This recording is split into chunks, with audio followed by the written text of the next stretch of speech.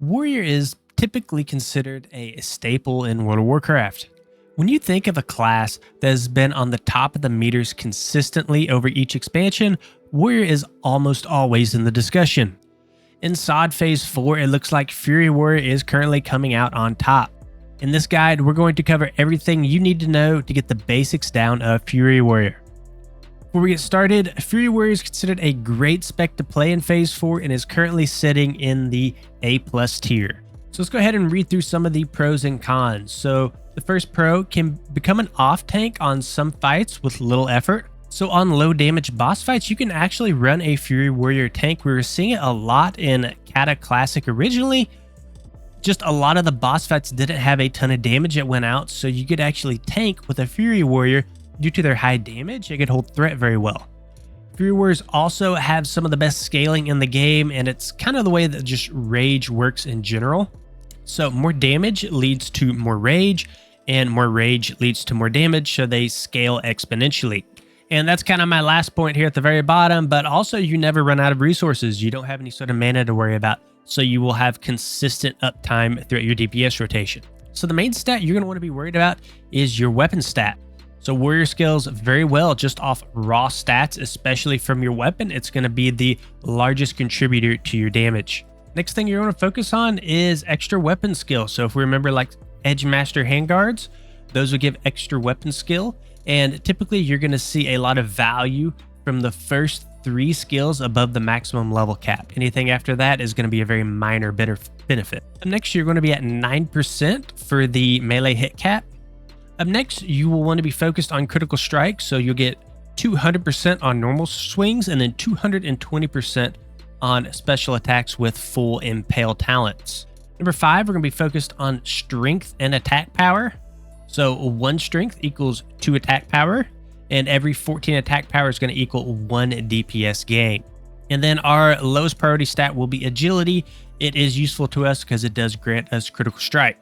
All right, so Fury Warrior is going to typically be known for dual wielding, and this playstyle is going to be supported by this tree that you're seeing here with talents such as dual wield specialization and unbridled wrath. Some of the more notable talents here are definitely going to be Death Wish and Flurry for the Fury tree, and then in the arms tree, Deep Wounds into Impale.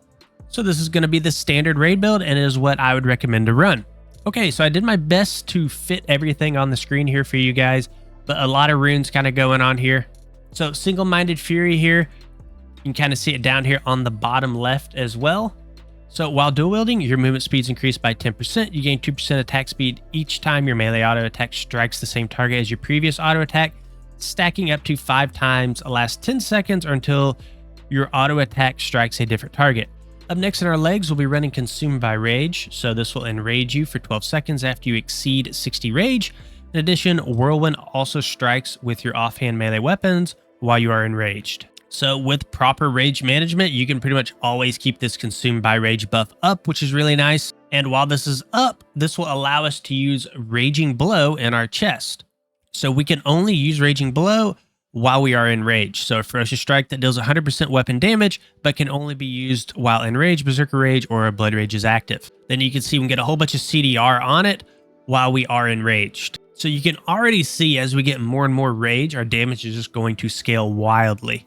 In our waist, we're going to be running Blood Surge, so Heroic Strike, Bloodthirst, and Whirlwind have a 30% chance to make your next slam within 15 seconds instant, strike with both melee weapons, and cost no rage. So on our feet, we kind of have a choice here between Rallying Cry or Enraged Generation. So if your raid requires you to run Rallying Cry for whatever reason, that's probably going to be your choice, but in most situations, I would probably recommend to run Enraged Regeneration. So that's going to heal you for 30% of your max health over 10 seconds, can only be used while enraged, basically while you're enraged. So this will just kind of depend on your raid, whatever they want you to run. We also have Endless Rage here, which I did not add, but basically it just means you're going to be getting more rage the more damage that you do. So again, goes into that exponential scaling. The more damage that you do, the more rage that you get, and they just scale off of each other.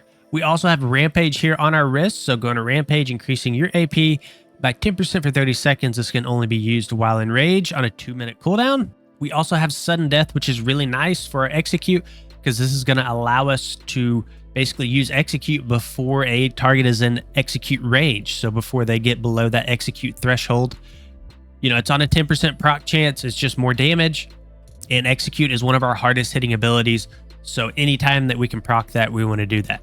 It also does have a nice little bonus down here. So when you do execute through sudden death, you'll retain 10 rage after using execute. And then in your rings, you will run whichever specialization you're currently running, mace, axe, whatever your weapons are, that's going to be the specialization that you will take. Okay, now for the rotations. So just for starters, we'll just quickly read through the single target rotation, and then we'll kind of go through this other stuff down here at the bottom. So this won't be too hard, step 1, but you want to be above 60 rage as much as you possibly can so that you can keep consumed by rage up. The more gear that you get, the more damage that you do, the easier that this will be to keep up. Shouldn't be too hard. Then you'll be prioritizing your Berserker stance. You will also be prioritizing Sunder Armor stacks if that's your role, unless you do have a priest with Homunculi.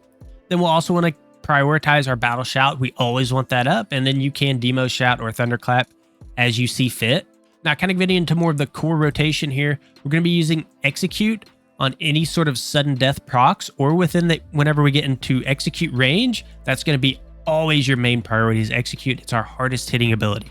We'll also be casting Slam whenever it's made instant by our Blood Surge rune, and you're going to be using Death Wish and Rampage down here at the bottom as much as you possibly can, especially on cooldown. However, you want to make sure that they are available on execute phase. That's where you can get the most value out of these two.